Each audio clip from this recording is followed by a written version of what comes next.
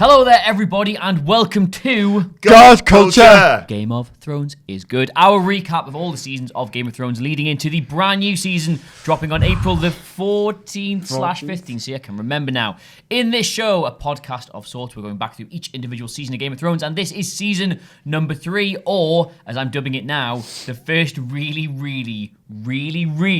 good season. Is that about right? Yeah. Yeah, well, we'll get to why. Okay, so a lot happens. Where we last left our intrepid group of characters was at the end of season 2, and look at all the things I've written down that happened. Joffrey's binned off Sansa because he wants to marry Margaery Tyrell. She thinks that's great news. Oh, that's not going to go very well for her. Tyrion reckons he's going to be killed now because they've taken the whole hand of the king. He often reckons him and Shay are going to be absolutely boned going forward, even though he won the Battle of the Blackwater, which we touched on last time. Brienne and Jaime are on the run. Catelyn can't stop Robb from actually doing the love thing instead of doing the alliance thing. Oh, thinking with his dick there. Daenerys has been in the House of the Undying. She's done all that, and then she kills, what's his, Quora? They've all got such names in Essos, yeah. Puts him in a vault, gets her dragons back, steals all his money. Now she's rich and on the warpath. And then Theon gets betrayed by everybody. Arya gets to Harrenhal, and Halfhand gets killed by Jon so he can prove he's loyal. I'm sure that's a foolproof plan that won't come back to haunt anybody. So, probably the most interesting narrative, the most interesting story of season 3 takes place for Dany, I think, because this is the first season where she kind of goes from being like, oh, I want to rule the place, and oh, look at my little baby dragons, to like actually being not a warlord, but certainly this big, genuine presence in Essos, like something that is actually making waves, making a difference over the thing. Is this Dany's first real season for you two?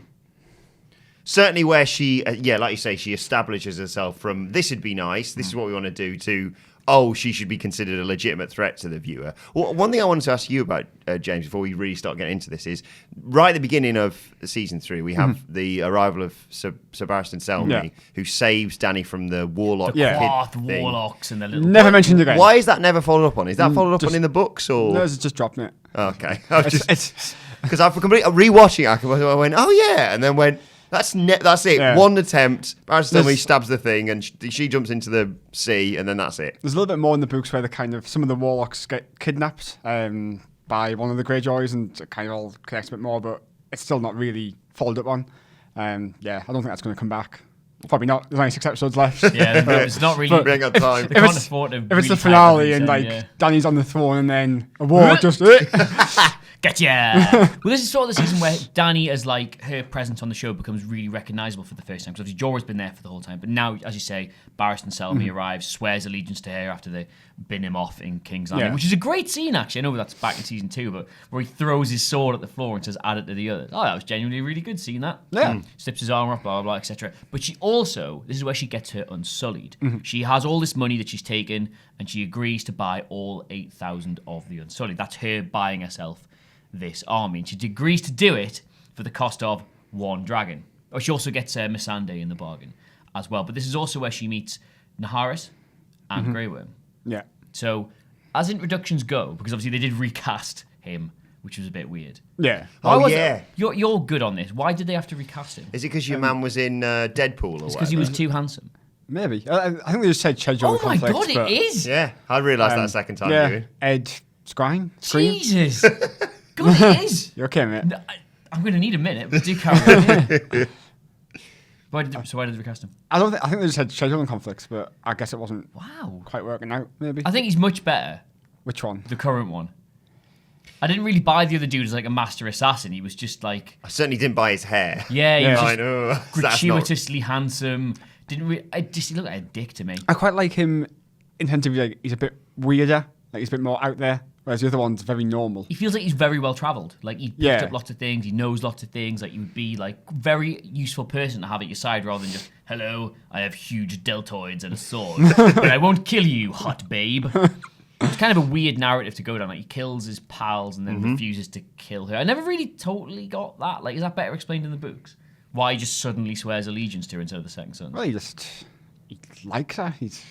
She's hot babe. She's hot babe. And she's like, she's got dragons. She's going to be the ruler. He doesn't need these other lads. Do like that bit where they try and buy Dany off.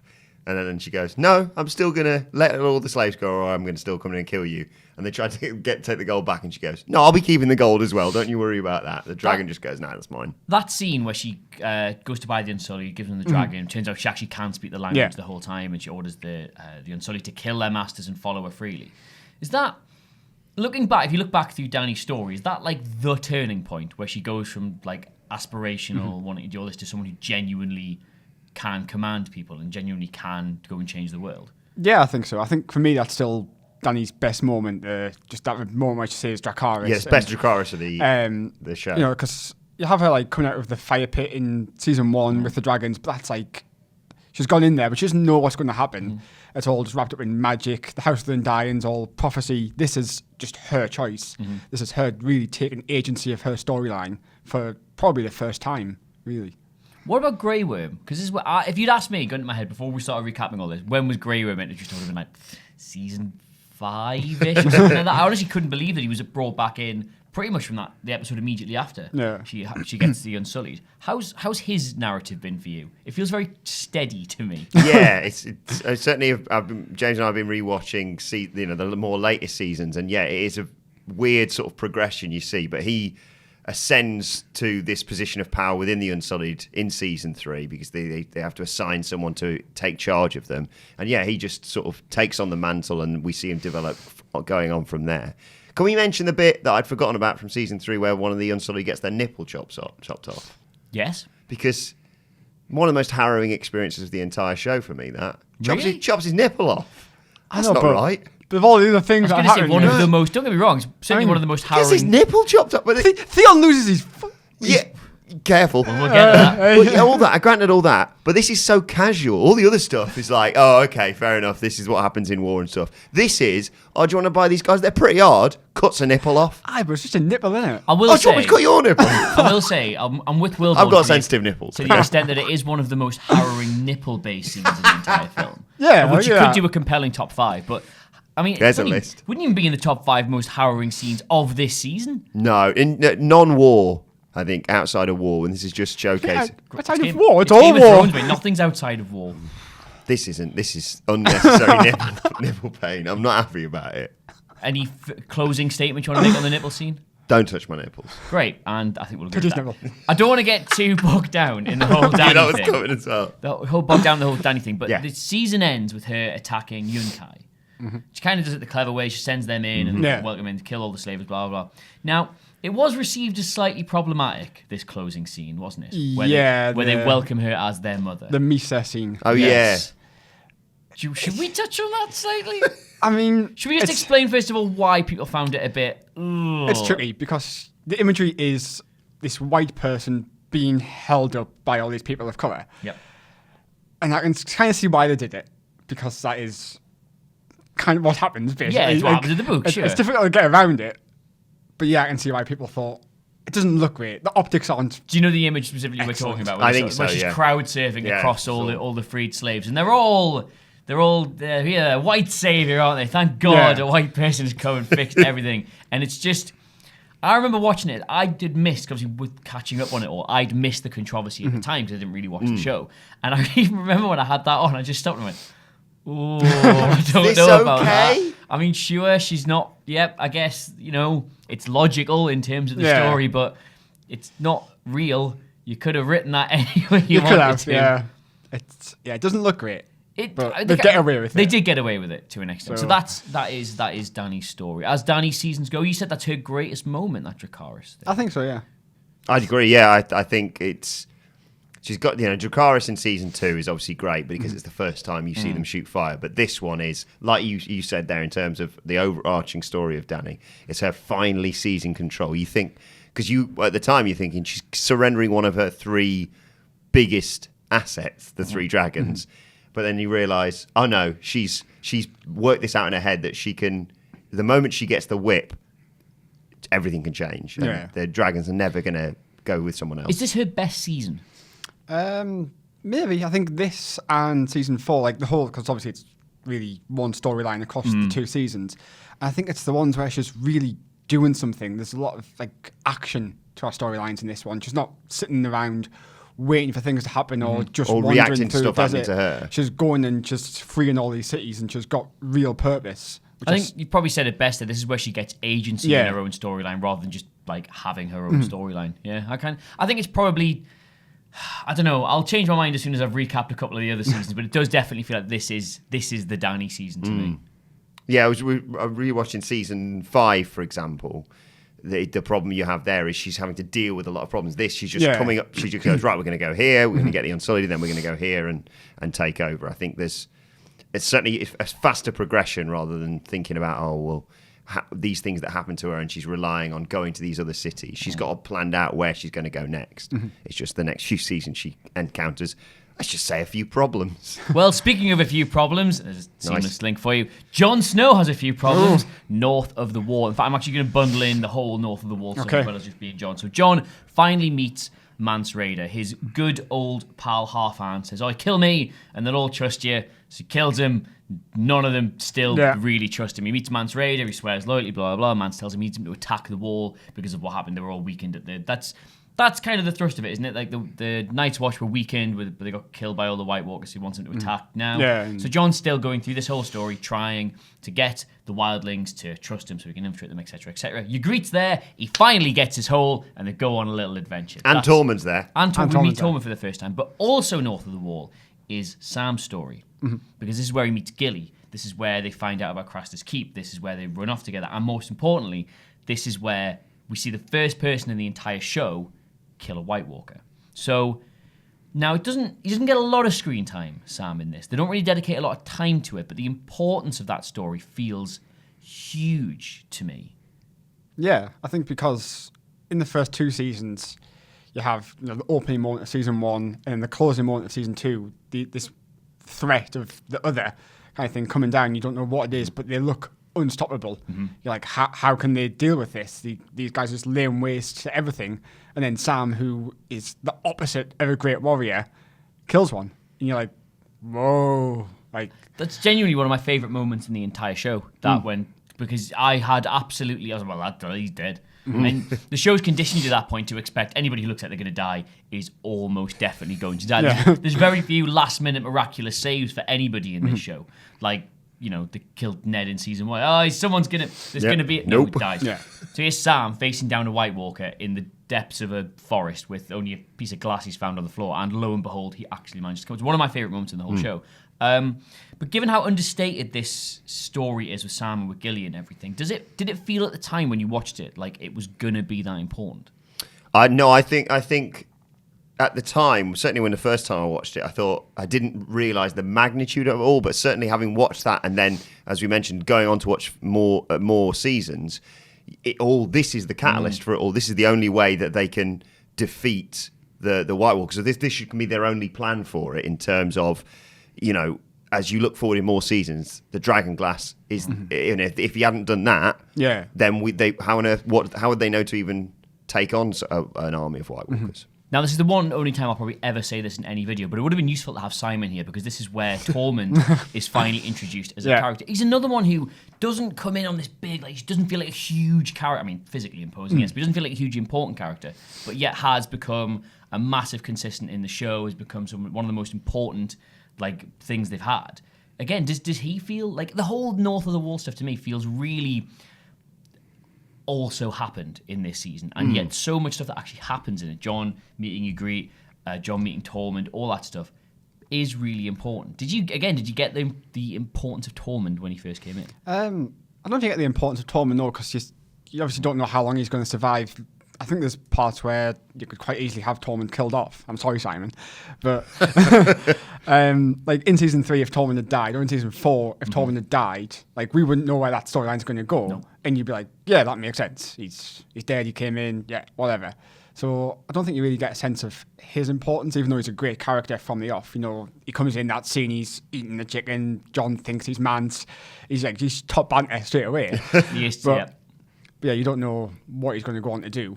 There's more interaction between Jon and your man from The Office. I can never remember what the actor's name is, who's the war character. That seems to be more important. They make you focus more on that because he's got feelings for Ygritte. And there's tension there. It's almost like Tormund's just an also ran. I think it's fair to say. Obviously, in later seasons, that's not the case. But yeah, I think I certainly at the time disregarded him as a character, just almost bunched him in with all of the other wildlings outside of Mance Rayder. Yeah. You've brought up warging there, which is quite interesting because this is the first season in which Bran starts to discover his abilities to an extent. He's had these visions, he's been getting dragged around, but it's finally when in season 3 where he starts to become aware that he's actually got like useful powers and useful abilities, and he is introduced to the idea of warging, and that sort of comes in when Jon attacks the village with the rest of the wildlings, and they're also there.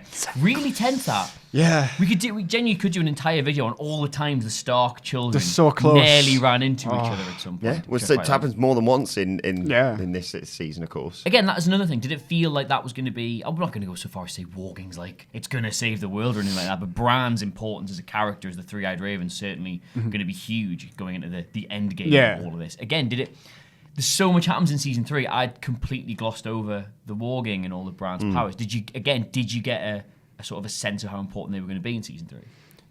To an extent, but even there, I still don't think you get a full picture. Like like Bran walks into Hodor, and like you see what that means in season 6, but you have no idea in season 3 how important that is. Yeah, anyone who claims that they knew where they were heading with the whole Hodor thing after season because of the season 3 first initial warging is talking out of their arse. They are blagging it.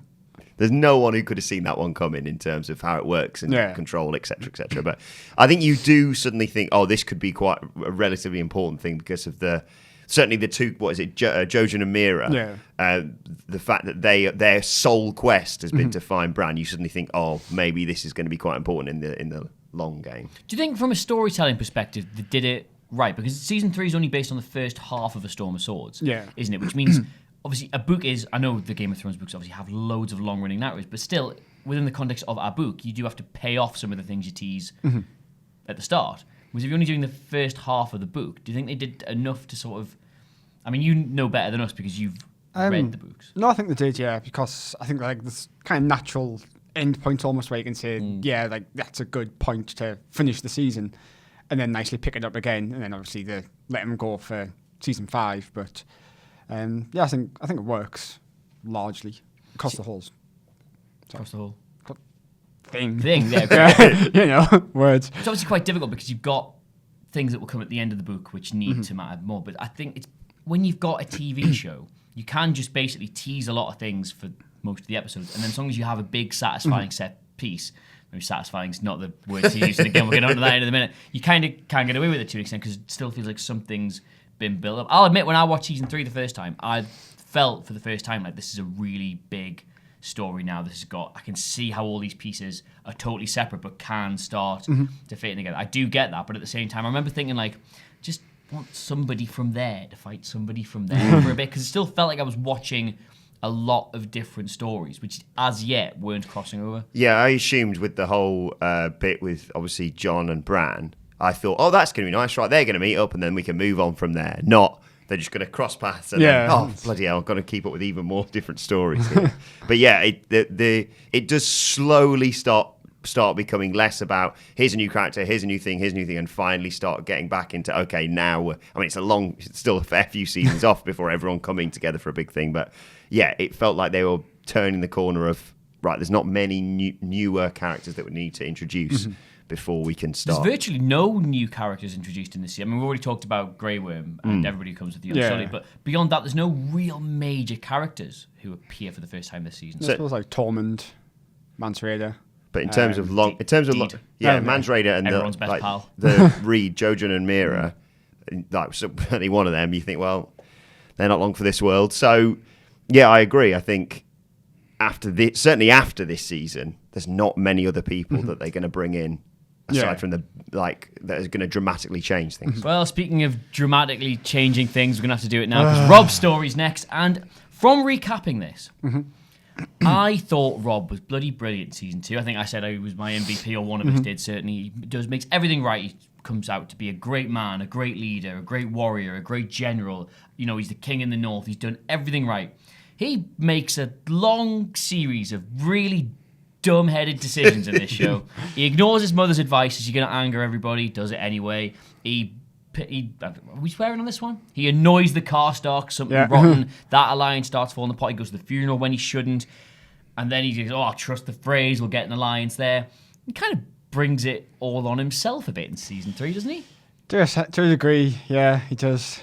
You summed it up a lot better than I did. I've written here, a lot of faffing for Rob. Well, yeah, that's it, because he's so decisive and makes all these really good decisions. He outmaneuvers Jaime Lannister in a battle, which is, the young Stark pup's done that, and in this scene, just like, he keeps getting well advised, but I think one thing I kind of got was maybe, I think, freeing Jaime erodes the trust he has in his mother, so he stops listening to her. Yeah. So, is it her fault? I think that whole storyline is both of them making mistakes that you can understand. Like, she frees Jaime, and you can see why, because she thinks, that'll save my children. He marries Talisa because he loves her. And it all kind of goes back to those twin decisions. Twins, eh? Hey, that's where they go. Yeah. Completely forgot, by the way, in this season, the Lannister prisoners that Karstark kills, one of them is also the same actor who then later on in the season plays another Lannister kid. So he gets murdered and then pops up later on as the king. Again, twins. Yeah.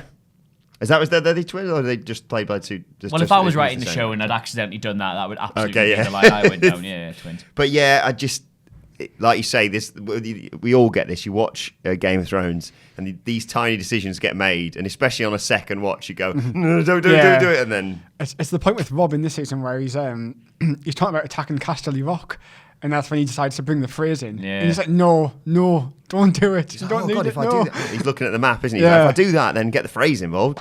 That'll sort it all. And you're like, I just quick write a letter to my mum because I'm pregnant now. And I was like, oh, here we go. Stop making me feel things. They even say in a later season, I think it's Jaime's talking to Olenna Tyrell, and they're talking about, like, I've done the exact same thing here that Robb Stark did to me at a battle once, made you think maybe someone else came here. And they're talking about Castle York, and he goes, Castle York is of absolutely no tactical importance now. People just live there. You know what I mean? It's not an important place. And I was watching that back going, God, that was... Rob thought if he could take Castle Rock, like the traditional home of the Lannisters, that would be at one. Just even if he had done it, would have been absolutely nice. We just had a load of prisoners in a massive city to garrison. I no longer team Rob after this season. He had it all. He was winning, and then he's absolutely. All right, we'll just have to talk. We're stalling for time here, aren't we? Yeah. Okay. Be honest. You will have known because you read the books. Me and you didn't. Nope. Did you? Because I knew about the Red Wedding. I was joining the thing late enough in the day that I was already aware that culturally there was this thing in Game of Thrones called the Red Wedding that was absolutely horrible and loads of people die. Thus, every wedding that had been teased or hinted at throughout the show, I'd be like, this one? No, not this one. This was the one wedding that my brain didn't even go, is this going to be the... I was exactly the same thing as you. Watched all these weddings, so tense. And I think I watched this tense. And then after the wedding had happened and they do the bedding ceremony, I was like, well, it's not going to be this wedding then. And I was exactly how I relaxed into it and went, it'll be absolutely fine. Upon second viewing, all the things are there. Not only in terms of the obvious stuff that I'm sure people have mentioned before with them locking the door and the band changing the music. But like rewatching it, like I think Walder Frey says something along the lines of, wine's gonna flow. Let's put this behind us. Let's put all this behind us. And it's like he says three things. I can't remember the third thing he says, but it's literally the polar opposite of what's about to happen. It's like blood's gonna flow. We're definitely not putting all this behind us. Yeah, it's all gonna kick off. The other problem is the reason me and him wouldn't have spotted that coming because we are A, British, and B, work on a wrestling channel right now. What do all British soaps and all wrestling weddings have in common? Yeah, it's always just as the bride or the groom's about to say the thing. Anybody have any reason why these two would not be joined about, or any music hits or something like that? So as soon as we got past the actual wedding bit, the bit that British soaps and wrestling tell us is where the interruption comes in the wedding. You feel safe? That's fine. Nobody's ever been killed at an after party.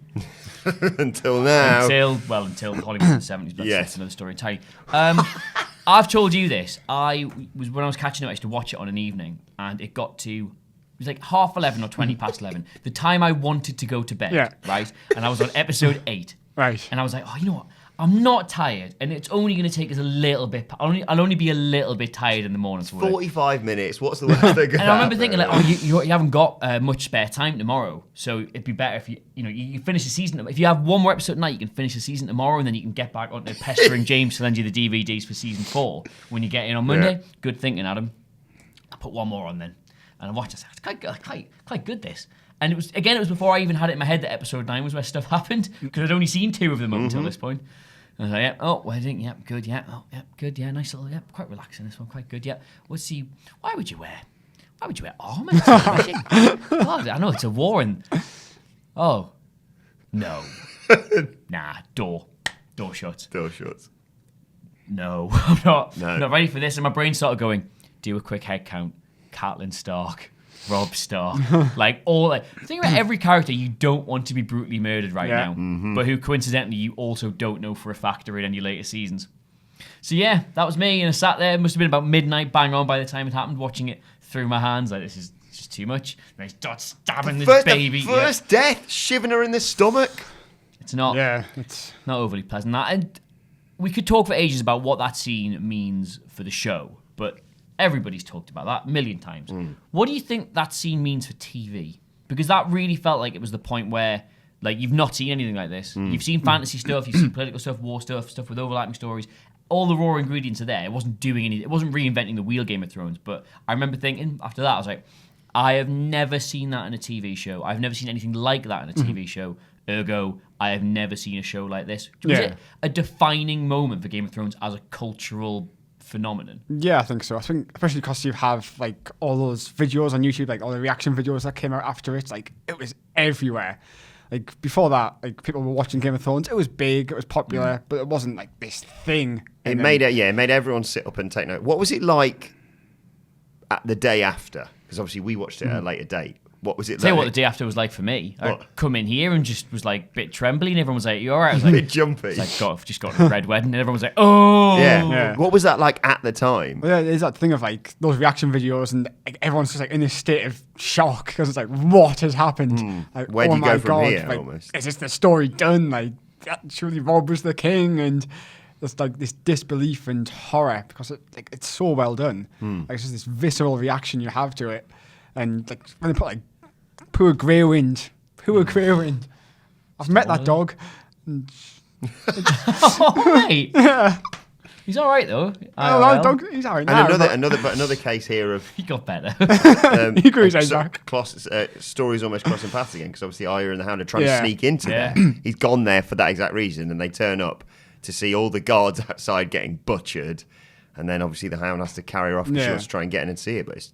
Oh, and that was the point when she sees her brother being brought outside with the head on a stick, and God, there's a lot going on with it. I don't really.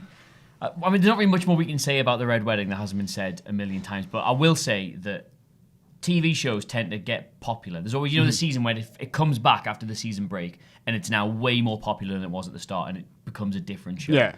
Like, I was talking to Andy about The Thick of It. The Thick of It was like a real low-key success, really funny. Then it sort of blew up between seasons. Then when they brought it back, it wasn't as good. And that tends to happen to shows. Season 3 was the season where they had the huge increase in popularity and the budgets went up massively. And this should have been the season where it came back and it was a bit iffy. It was a bit off, like it was a bit too polished, a bit too thingy. And they did the Red Wedding. Yeah. You know what I mean? Like how many TV shows can really claim to have... And arguably, with what you say there, they could easily... I mean, obviously it's different because it's been written in the books and what have you, but in a classic TV show, you wouldn't get rid of Robb or Catelyn or whatever because they're the key characters and you go, well, stick around, see what happens then the next season, not, all these major characters, dead in a single episode. With no foreshadow. Well, there is foreshadowing. There's Lord Bolton obviously sending Jaime back to King's Landing, but aside from that. Have they topped that? In terms of is it still the moment of Game of Thrones? Yeah, for me, yeah.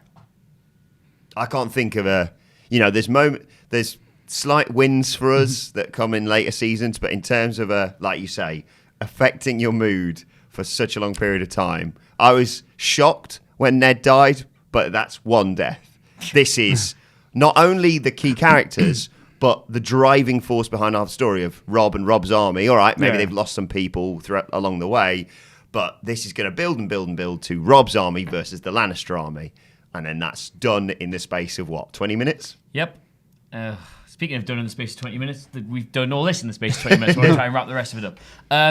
King's Landing, a lot goes on here without any of it feeling like a big part of the season. It's all kind of like little bits of manoeuvring, pieces getting put in place. Like, as we said, Joffrey has decided he's not going to marry Sansa anymore. He wants to marry Marjorie because it's, hotter, let's face Yep. it, you know what I mean?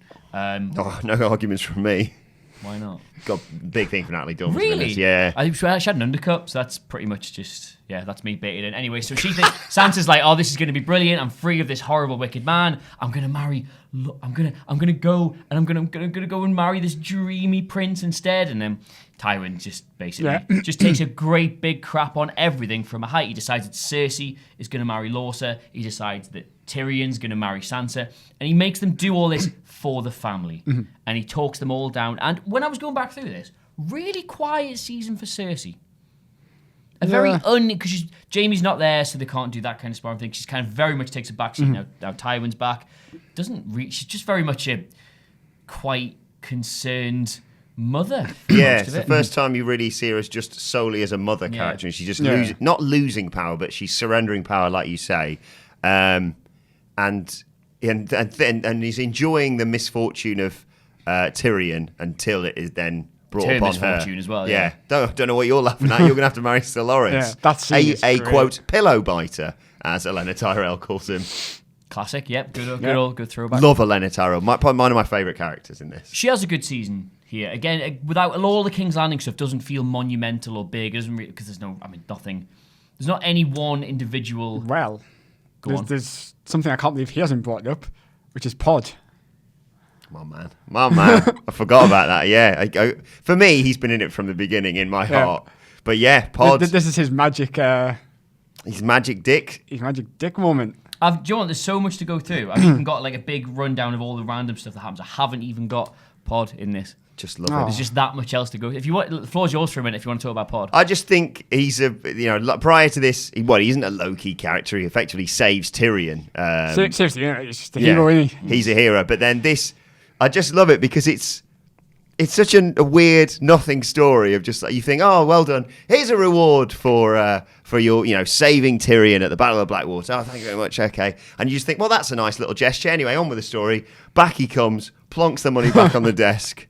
What's happened here then? And then he's so casual about it. No, they just didn't want me to pay him after all that. And then obviously Bronn and Tyrion are like, sit down. We're having some wine. We're having this out. And I think, you can't help but fall in love with him after because he's modest about it all. I suppose that's the thing about it, which, let's be honest, none of us would be if we were Pod. Back to the King's Landing stuff. Is Sansa the unluckiest person in the world? She gets the briefest little glimpse of happiness. Thinks she's going to be saved from all this. And then, no. As football fans, we can all agree it's the hope that kills you. It is the hope that kills you. And the joy when it's like, oh, Cersei's here. She can marry that monster, even though she just warned the Tyrells of, by the way, he is an awful human being. And she thinks it's going to be okay. And then, obviously, not only Littlefinger offers to take her away. And she says, no, don't worry. I've got it all sorted. I'm going to be best mates with the Queen. I'm going to marry her brother. Going to pick flowers all day. Is she a sympathetic character?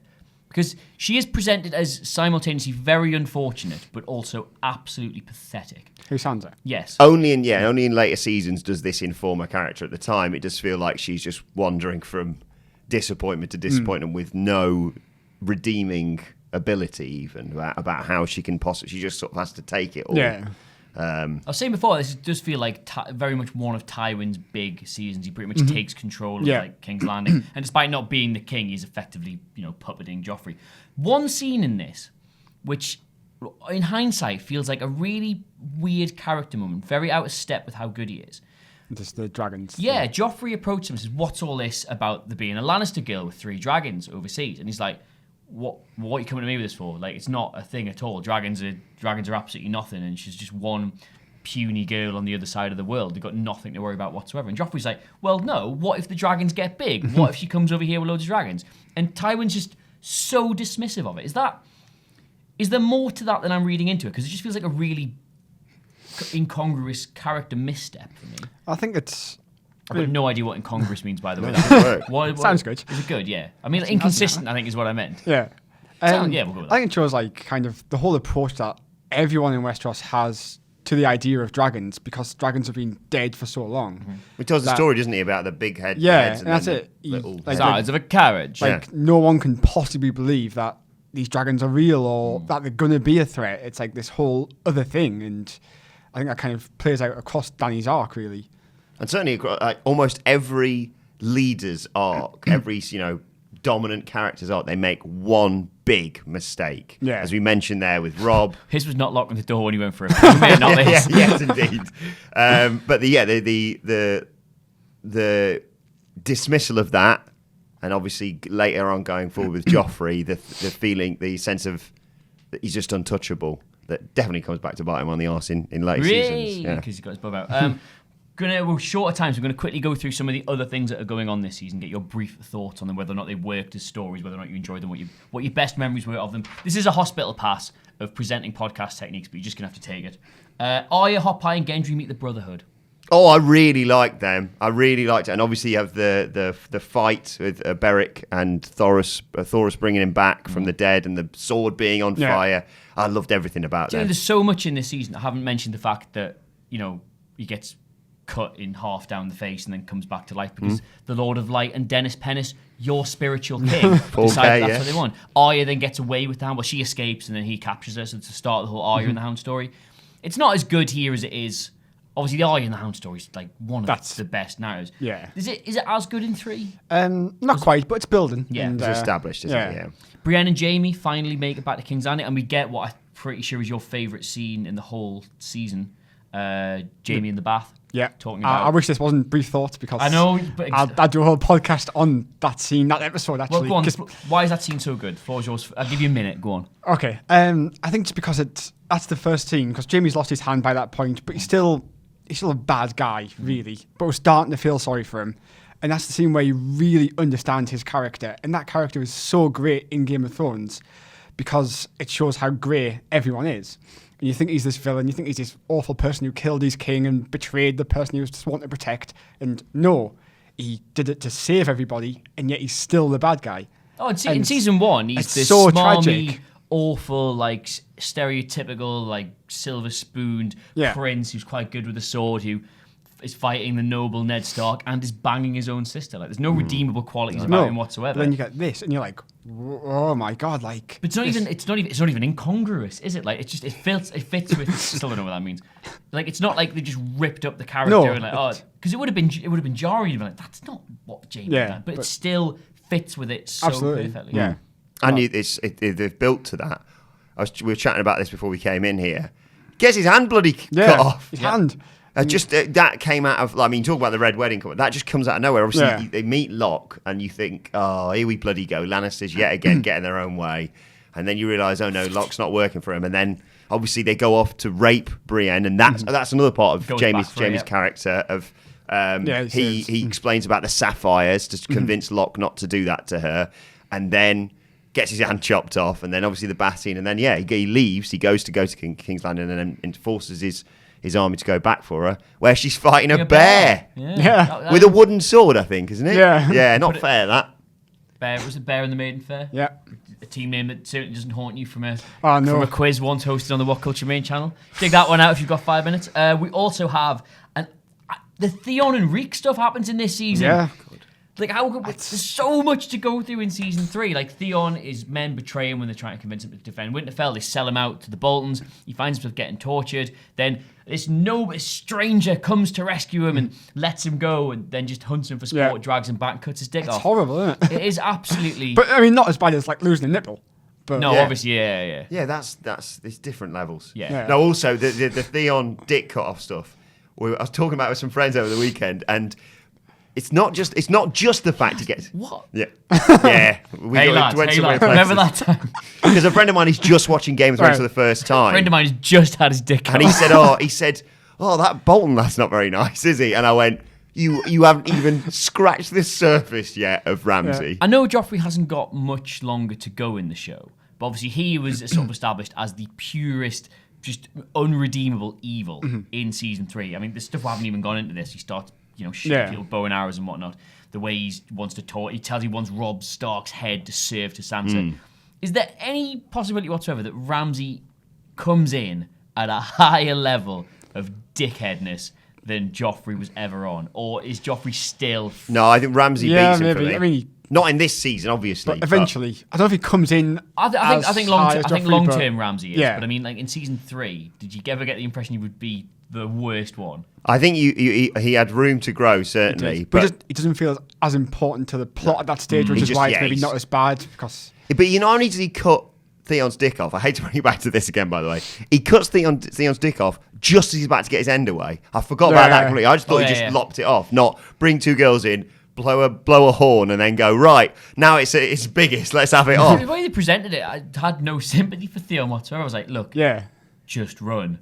Like, just go. I don't care if you're about to get your hole. Like, just get out of there. No, I'll stay for a blowy first. Like, I've just been captured twice, and I've been like, there's some sick game going on here. Nails pulled out and stuff. Yeah. What? Oh, these two lasses just let me go.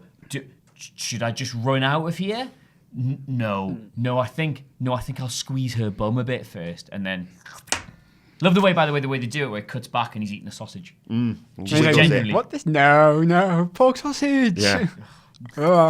Yeah, and last but by no means is one tiny bit that I missed the first time watching it round. You won't have because you're good at this, but Stannis throws the 3 leeches into the fire. Yeah. Obviously, he gets Melisandre to go get Gendry because he's got King's blood in him, and another one thinks he's about to get his hole and then gets a load of leeches taken off him. I don't get Could have been worse for him. Don't get why. I know we obviously would have got the blood pumping a bit, but I think she's indulged herself a bit there. She's basically on holiday in that scene. Throws the leeches into the fire for the 3 usurpers. Robb Stark, Joffrey. I can't remember the name of the third one. Balon Greyjoy. Yeah, there you go. And none of them last all that long from then on, do they? There's a great moment where I think it's immediately after he says Joffrey, and it cuts to Joffrey, and he's at Tyrion and Sansa's wedding, drinking. Oh, and you're like, we should do 10 brilliant bits of foreshadowing. Given that we have got a whole channel full of content. Well, now we've foreshadowed it. So it's quite good that. Right. Finally, the White Walkers. Not a massive season for them again, but obviously we do see one get killed. Again, they don't feel like the biggest threat in the world at this point. But do they feel bigger than last season? I don't know if they do, because in season 2 you have that ending with them all coming down and massacring the Night's Watch. This, you just get the one killed by Sam, and maybe that's the sacrifice the baby to. Yeah, maybe that's more important in a sense of we figure out how to kill them, and it's just constantly reminding you that they're there. I think. Yeah, it's not as ominous. It's just a quick reminder, as opposed to like it's akin to, I suppose, season 1, where they go, don't forget about this, but they don't. They sort of make you think the infighting between all that, which obviously, as we've mentioned a million times, in the grand scheme of things, makes no difference. Whoever sat on the Iron Throne by the time the White Walkers get there. But here, they make you focus more on that, and then occasionally say, oh, by the way, the White Walkers are coming, and you should probably be concerned. Yeah. Any final points on season 3 of Game of Thrones? Because I think I've just about covered everything. Even if somebody hasn't had the depth it deserved. Is that pretty much everything of note? I think so.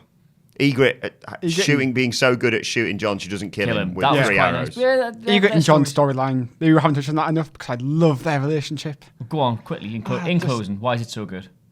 They're just the best, aren't they? They just love each other so much. It's like star-crossed lovers. I can agree with that, actually. Best love story they go in the cave. in it's like, Game of Thrones, you reckon? Best love story in Game of Thrones? Ooh. Is that a contender? For me, yeah. Just ahead of probably Missandei and Grey Worm. Oh, yeah. And Sam and Gilly's really good as well. Yeah, there's a lot of nice little stories. Jon and Ygritte is the one where I really feel like passion. Yeah. Well, I'm sure that'll all work out well in season 4, which we'll touch on. I can't wait. Oh, Ollie. Oh, God, I'm going to get angry. Well, we'll touch on all of that in our next video on this subject, which will be rounding up season 4. When will that be out? Glad you asked. We don't know. But in the meantime, thank you very much for watching. Of course, don't forget to like, share, and subscribe. This is the brand new What Culture Game of Thrones channel. Tell all your friends. I'm not even joking. Tell them all. Even if you've not spoken to them in a while, this is a great chance for you to reconnect. Anyway, been joined here by Adam Wilbourn. Say goodbye, Adam Wilbourn. Bye-bye. And James Hunt. Say goodbye, James Hunt. Goodbye. I've been Adam Clery. Until next time, we'll see you. What's a good Game of Thrones sign-off we can do? What's something cheesy in the law? We send our regards. Yeah, I was going to say. Yeah. The What Cultures send their regards. Bye.